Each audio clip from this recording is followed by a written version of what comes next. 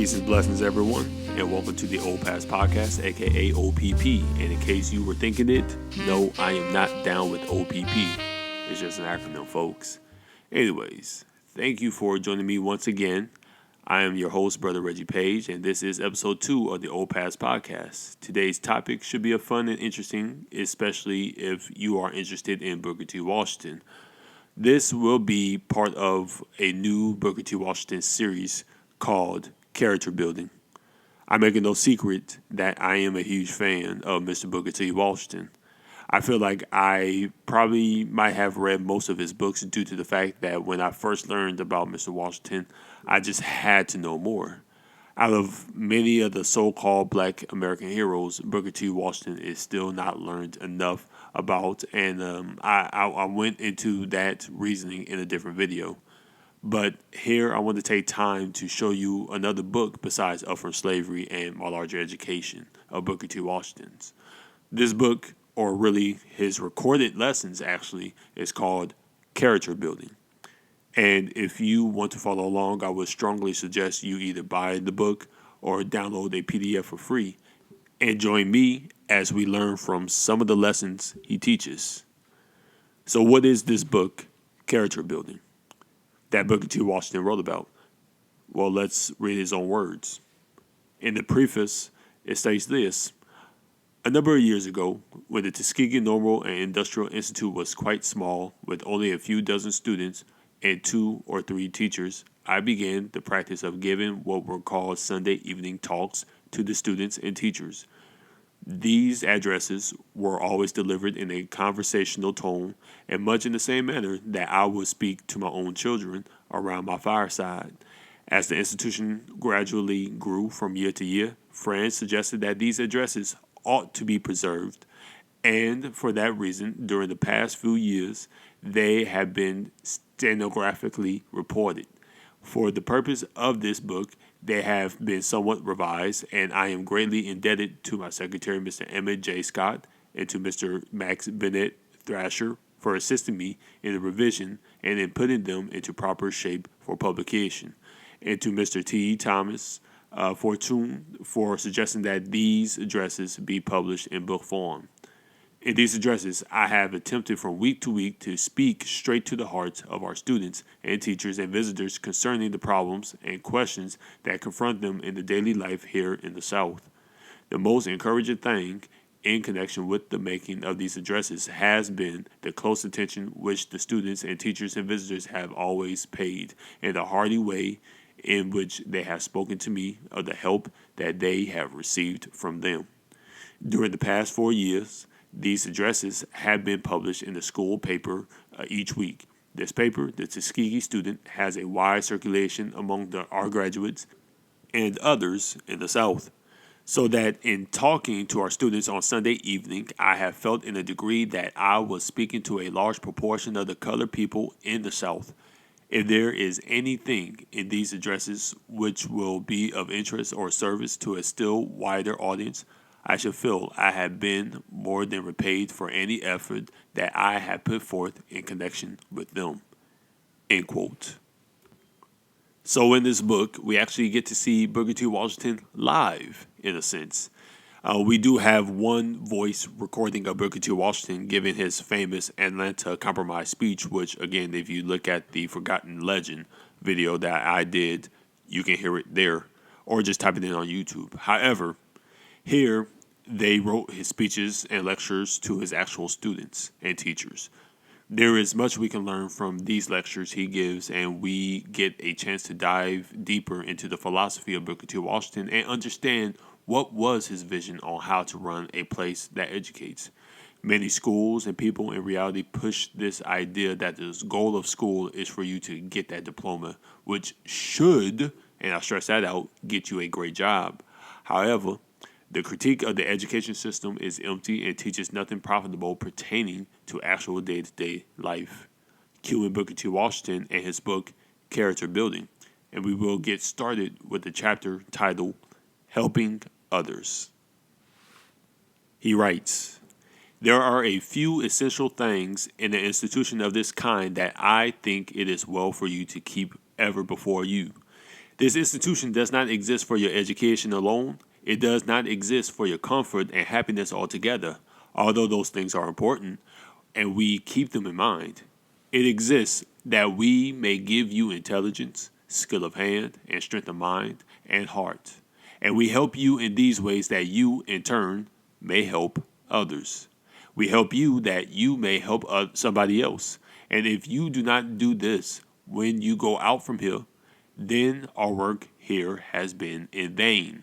So off the back, in this lecture, Booker T. Washington is trying to get his students and teachers that he is speaking to that receiving an education is more than just filling your head with knowledge.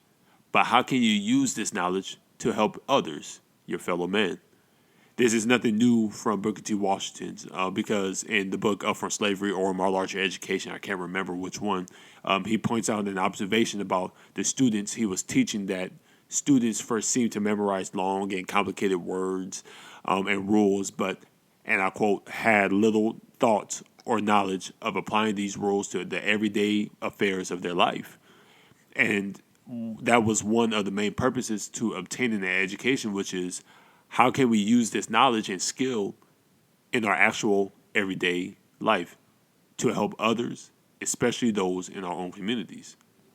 He continues, you would be surprised to know how small a part of your expenses you pay here. You pay but little.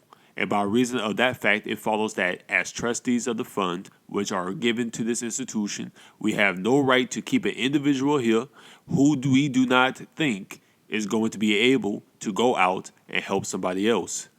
We have no right to keep a student here who we do not think is strong enough to go out and be of assistance to somebody else.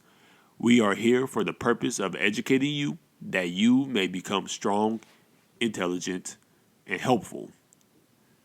So this message is a message that is actually contrary to what is pushed in our modern era.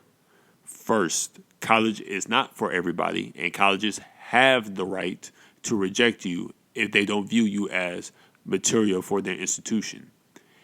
See, we live in a society where colleges are rather forced by certain groups or laws to accept anybody, which as a result dilutes the quality of colleges.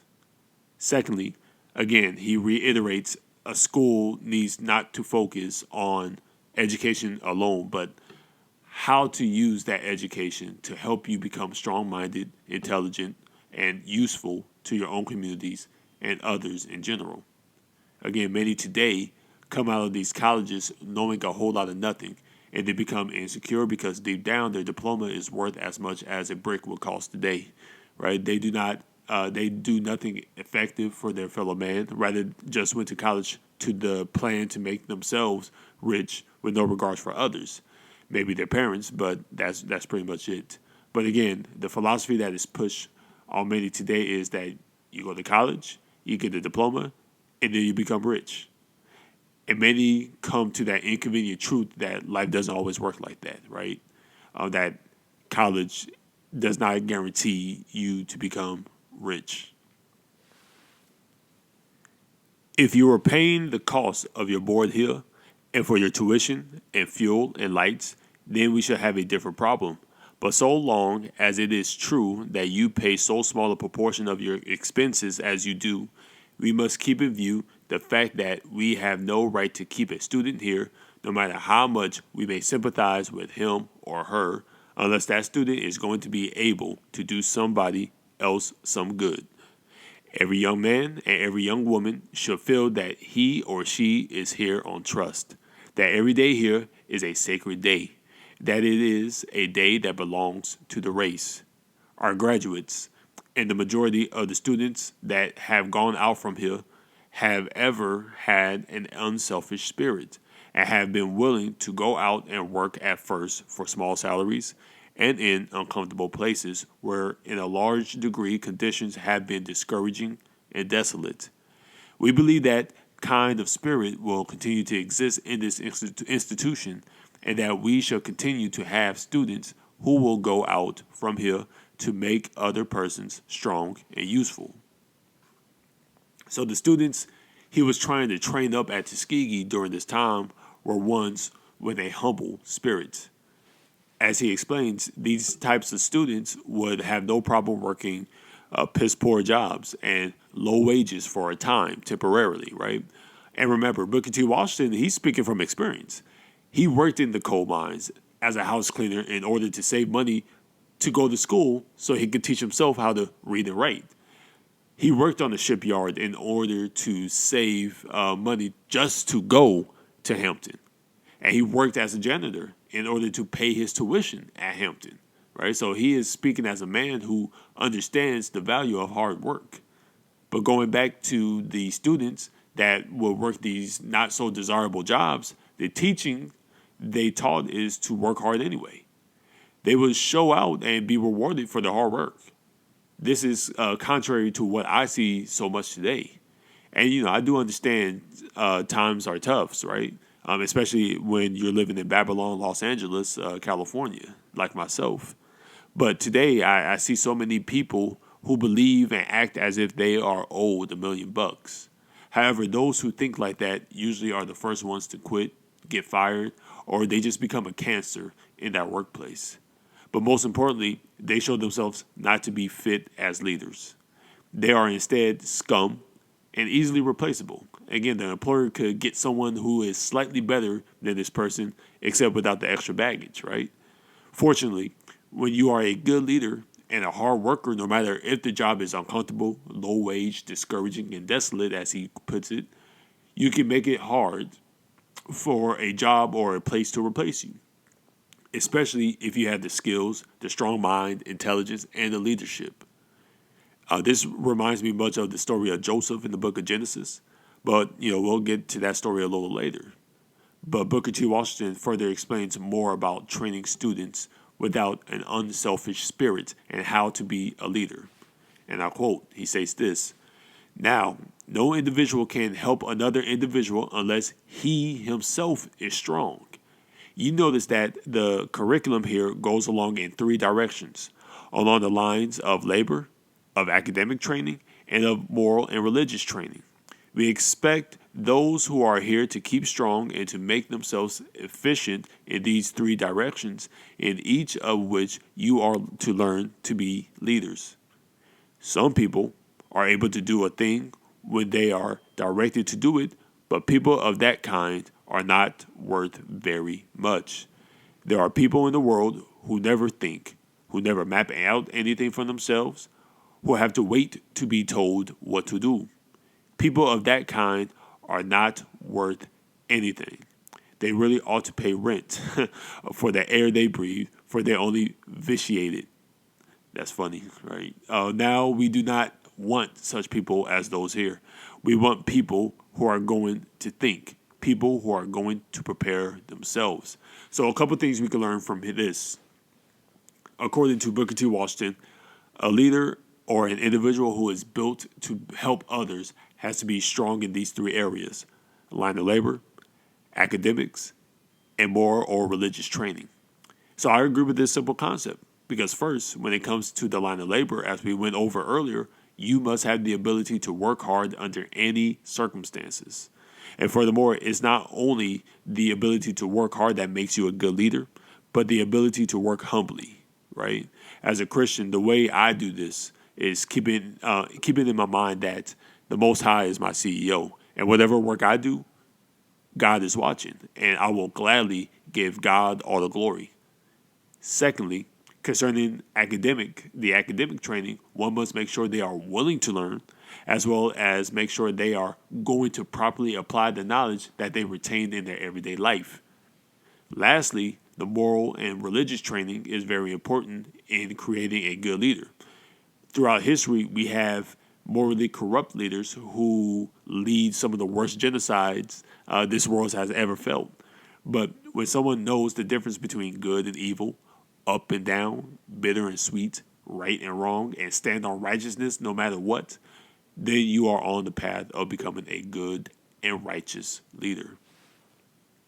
Secondly, concerning the next paragraph, which is about lazy people, right, who are just as good as a salt that lost its savor.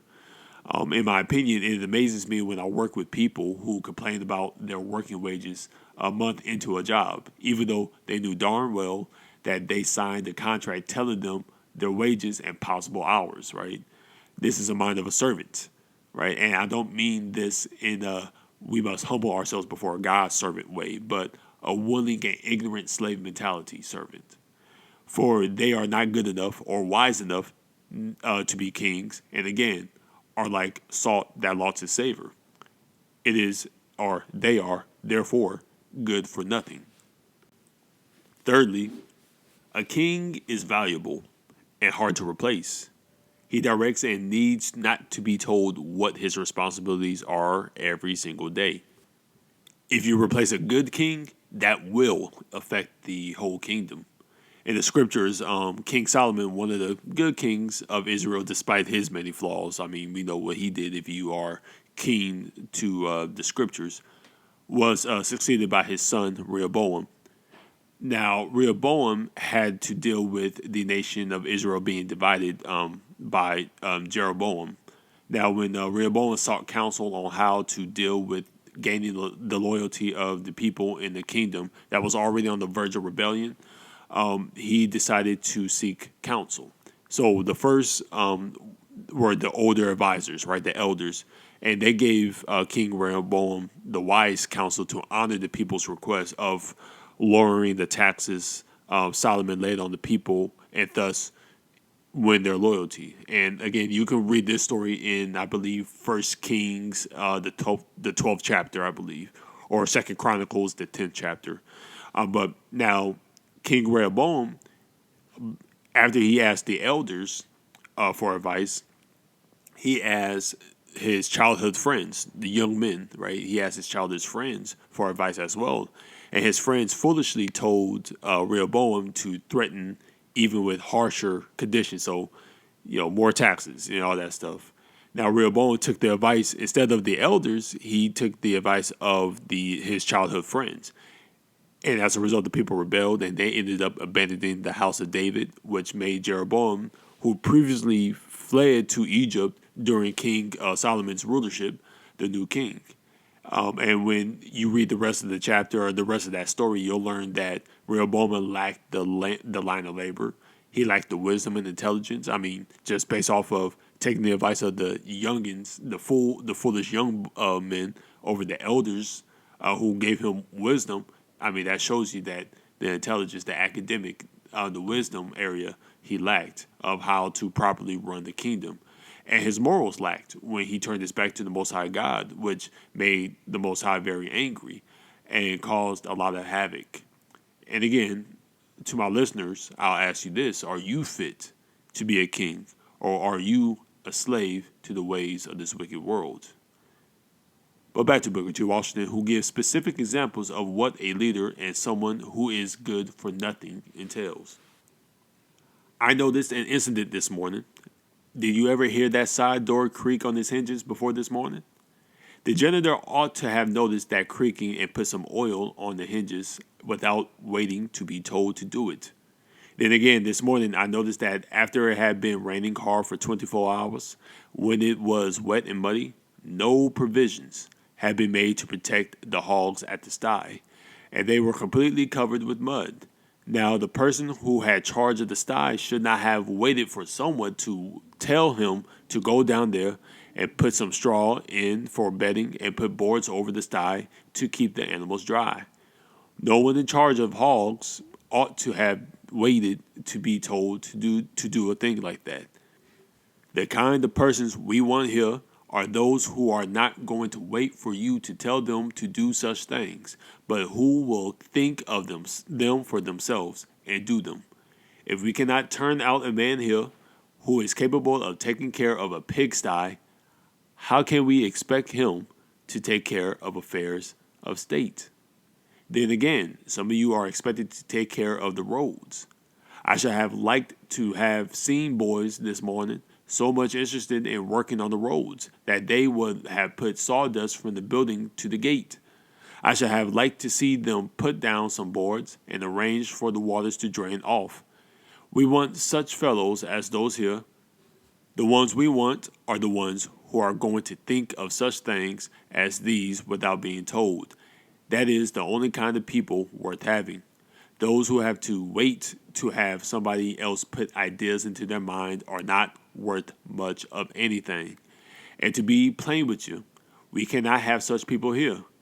We want you to be thinkers, to be leaders.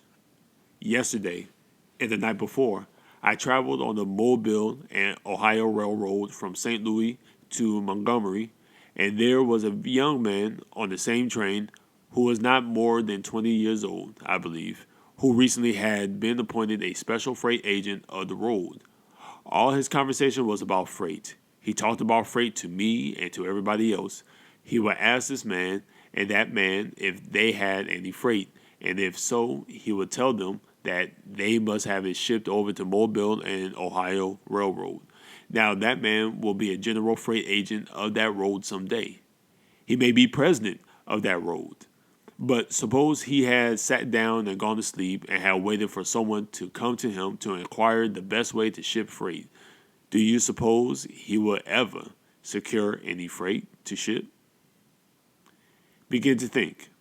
If you cannot learn to think, why you will be of no use to yourself or anybody else. Every once in a while, about every 3 months, we had to go through the process of weeding out among the students. We are going to make that weeding out process more strict this year than ever before. We are compelled to get rid of every student here who is weak in mind, weak in morals, or weak in industry.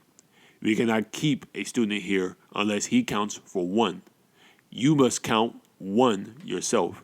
You eat for one. You drink for one. You sleep for one. And so you will have to count for one if you are going to stay here. So what is he saying? Here he's saying if you are a weak or useless to society, that means you prefer to be taken care of. This is why you have some people willingly and happily living with their parents jobless. Those who hop from couch to couch because they refuse to work a job or jobs, right? How many men you know they stay at their girl's house that works, that is making a lot of money, and all he does is, smoke weed and play video games all day. Again, they're good for nothing, right? You got people who prefer to work jobs, work the bare minimum, so they can have the government take care of them, right? AKA the welfare state. On a side note, I'm not talking about, you're working hard and life just happens where you may have a setback. I'm really talking about you not wanting to work and are okay with being good for nothing. Except you're actually too dumb to realize that you're good for nothing. See, children have to be taken care of, but a man takes care of himself and his own. And we see this concept actually in 1 Timothy, the 5th chapter, in the 8th verse. But if any man provides not for his own, and especially for those of his own house, he hath denied the faith, and is worse than the infidel. He has to be strong. A man, he has to be strong enough to take care of himself. It is very easy to rely on your parents and to mooch off of others. However, this person is useless. Even Job, in the 6th chapter of the 6th verse, he states, "Can that which is unsavory be eaten without salt? Or is there any taste in the white of an egg?" Right? So vegans, now just playing. But they're good for nothing. You don't want that. You don't want to interact with people like that. You don't want to hire people like that if you're a business owner, right? I ask you again, for my listeners, are you a king or are you a slave that needs to be provided for and be told what to do? I want you to go out into the world, not to have an easy time, but to make sacrifices and to help somebody else. There are those who need your help and your sacrifices. You may be called upon to sacrifice a great deal. You may have to work for small salaries. You may have to teach schools in uncomfortable buildings. You may have to work in desolate places, and the surroundings may be in every way discouraging. And when I speak of your going out into life, I do not confine you to the schoolroom. I believe that those who go out and become farmers and leaders in other directions, as well as teachers, are to succeed.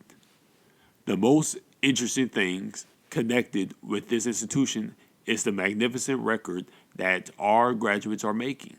As the institution grows larger, we do not want to lose the spirit of self-sacrifice, the spirit of usefulness, which the graduates and the students who have gone out from here have shown. And this is a very important part. We want you to help somebody else. We want you not to think of yourself alone. The more you do to make somebody else happy, the more happiness will you receive in turn. If you want to be happy, if you want to live a contented life, if you want to live a life of genuine pleasure, do something for somebody else. When you feel unhappy, disagreeable, and miserable, go to someone else who is miserable and do that person an act of kindness, and you will find that you will be made happy. The miserable person in this world are the ones whose hearts are narrow and hard. But the happy ones are those who have great big hearts. Such persons are always happy. And this was a beautiful way to end this lecture because it summarizes the message he is putting forth. You learn and use what you learn to help others. A farmer helps others by providing produce, meat, etc., right? Even the teacher should not care about too much about just teaching strictly in the classroom despite curriculum restraints. Teach life. Because at the end of the day, the gift that God has given you is for you to ultimately serve others. Now, he didn't say that, but, in other chapters, he mentions that. But here's the thing. If you read the scriptures, my Lord and Savior Jesus Christ states this in Mark, the 10th chapter, the 44th and the 45th verse. And whosoever of you will be the chiefest shall be servant of all. For even the Son of Man came not to be ministered unto, but to minister, and to give his life, a ransom for many. See, when Christ came down on this earth, though many people worshipped him, he served others. He ministered to people, right? Whether it was healing them, feeding them, right? And preaching to them the words that will ultimately save them from this dark and rugged world. And the love Christ had for people could be summed up in one word: sacrifice. Did not Christ sacrifice himself to our level and even risk his life by ministering unto others? A leader must be a servant first. And going back to the story of Joseph, who eventually became a ruler of Egypt, before he became a ruler, he was a slave who learned how to work hard without complaining, praising God, and he rose up in prominence under Potiphar. And even when Joseph was falsely accused and thrown into jail, his work ethic, his intelligence, his morals helped him become a keeper of the prison, despite being a prisoner himself. He did not complain about the conditions. He did not, start a rebellion. He didn't, try to say, let's unionize. He didn't do none of that, right? He just did his job and followed God. He did his job, served others happily because his morals was God. We'll end it here. Booker T. Washington in this lecture emphasizes helping others, and indeed, when you sacrifice yourself and have a big heart, blessed is the man. Blessed is the man. And that's just the low-down gospel truth. Thank you for watching. We will continue next time with part 2 of the character building series of Booker T. Washington, God willing, and if the creek don't rise. But if you enjoyed this lesson, please make sure to like, comment, and subscribe, and share the knowledge to your friends, family, teachers, your auntie and them, and whoever. And remember, the truth shall make you free. May the God of all knowledge have mercy and grace upon you all. Peace.